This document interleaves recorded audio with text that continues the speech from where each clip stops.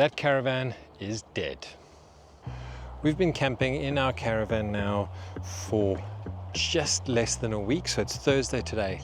Since last Friday, we have been entirely off-grid. So that caravan has not been connected to power or water. The only charging it's received is from driving or the solar input.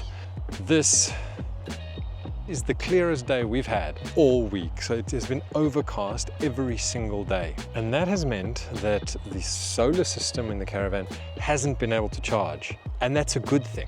I recently upgraded the solar system and the batteries in our caravan.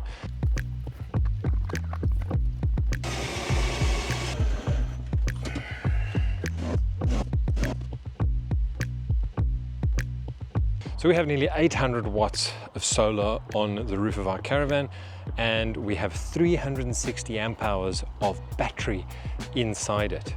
And this week was the perfect opportunity to test it all. And it's not normal usage either. We've had to use the 240 volt to plug a battery charger in to charge the battery in the Prado. By the way, this over here, this is my other new toy.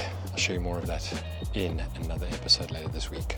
So when I say I'm really happy about the caravan dying, it's not because something's broken. It's because the battery system in this caravan has really proven itself to be able to run everything we need. So that's the water heater. We use the microwave every single day. It's the water pumps. It's everything that we use in our caravan.